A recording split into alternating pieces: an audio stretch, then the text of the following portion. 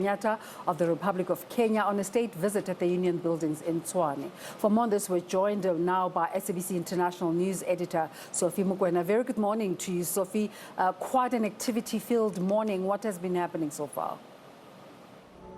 Well, of course, Desiree, the ministers have arrived, and we expect this visit to start around 10 o'clock. This is a state visit. But President Uhuru Kenyatta is no stranger to South Africa. He has visited the country many times. And as I indicated earlier on, he was here in January 2018, being part of people who were invited during the ANC January 8th statement. At that time, President Ramaphosa, in his capacity as the ANC president, has just taken office, and therefore he received President Kenyatta in East London. And the two leaders have met on many occasions, and the relations between South Africa are very, very sound. And fortunately, I was able to grab the Minister of Foreign Affairs from Kenya. I'm going to have a short discussion with the Minister, a very important visit South Africa and Kenya. What are your expectations after this visit? Yes, indeed. It is an extremely important visit.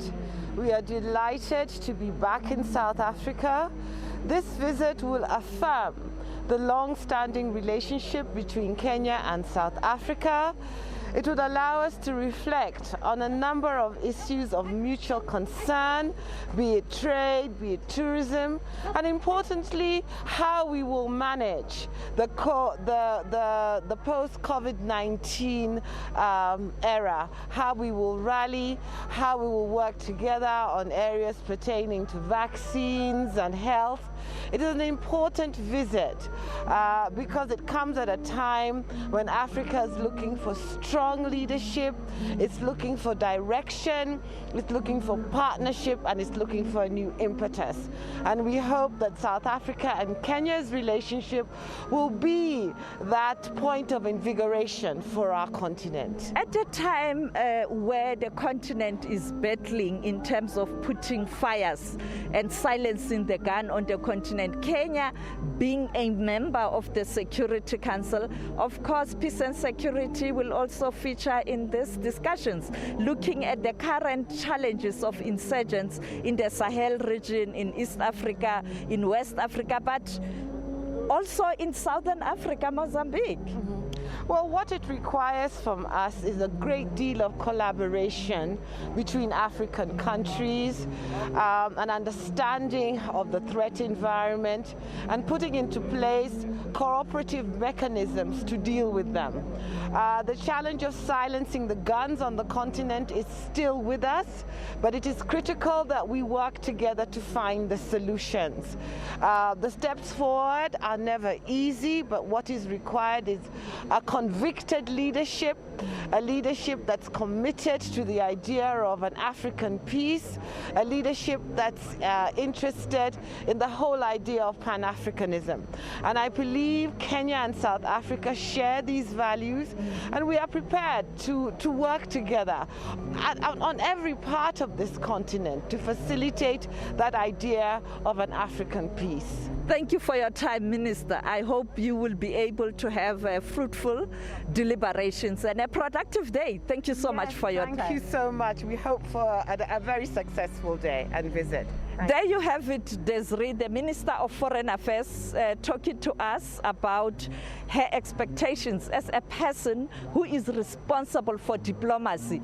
And now, down there, we have Khayelihle Khumalo, who's on standby to also give us a sense of the pomp and ceremony that's likely to play itself here.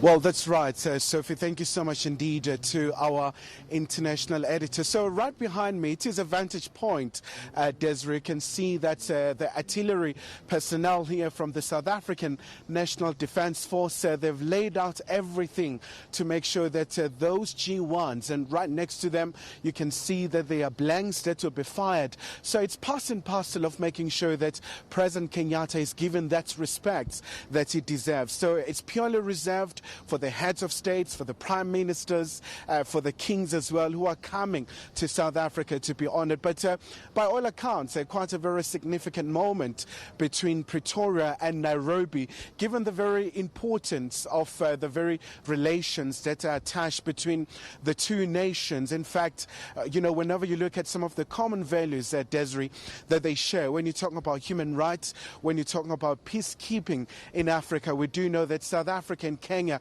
are very instrumental partners. You look at the current conflict in Tigray region, we've seen President Kenyatta as well trying to deal with the situation, calling for the cessation of hostilities. So undoubtedly, like we just heard from our international editor, Sophie Mokoena, that's going to be a very key issue between the two leaders as they really reflect on some of the very key issues. So in a matter of time or so, the program is going to start. But also another very key aspect into this state visit, Desiree, will have to be one of the very critical memorandum of understanding that will be signed by the two countries around migration to allow the Kenyan nationals to have an opportunity to come to South Africa without facing a hassle of running around getting a visa. So they are reciprocating, because South Africans can easily go to Nairobi and have an opportunity to go to that country without facing the whole issue of applying for visa. But apart from that, it's going to be a very important day. In fact, the Kenyan ambassador here in South Africa says it's exciting times between the two nations because they do have a very excellent program where also about 100 business leaders will be accompanying President Kenyatta, looking at the possible business opportunities in South Africa. We know that with COVID-19, it hasn't been a very easy time. But by all means, Desiree, we'll be keeping you just posted with all the developments here at the Union buildings. Absolutely, Kaya. We'll be waiting to see when, as you say, things start officially. Kaya, just in terms of Sudan, do you think this will be part of the conversation today? Well, obviously, I mean, it's a very critical issue, especially around peace and security, Desiree. We know that for some time, Sudan really has been facing a number of challenges when it comes to the stability. But recently, we saw the military and the civilians once again reinstating Prime Minister Hamdok, who had been ousted by the military. But in terms of the longevity and just the stability of that particular deal, it really remains to be seen as to how is it going to really play out, especially because quite a number of civilians have been killed in Khartoum. Quite a very concerning situation, and we do know that Kenya also is a very central player when it comes to the issues facing the IGAD member states, and also Sudan being a very central player as well, where it had a chairship. That's an issue that is likely to feature quite prominently. But also, in terms of President Kenyatta, it's going to be his farewell visit, so to speak, to South Africa. We know that come August next year, the country will be having elections, and he's not eligible to run because he's not able to have a third term. So it's going to be important. We'll try to ask him in terms of his wishes for the successor in Kenya, in terms of making sure that the country is able to be stabilized. But also a critical issue to bear in mind here, Desiree, is that you have about 60 or so South African companies who are based in Kenya. So really playing a very critical role in terms of boosting Kenya's economy. So in terms of the deals as well that will be looked into, there's quite a lot that is expected in terms of the deepening of the economic ties, but also looking at other aspects between these two prominent nations. We'll reconnect with you later on. There we see Minister Aaron Motsoaledi also walking in, and we'll take you back there, as I said earlier, as soon as official proceedings begin. But as we said, today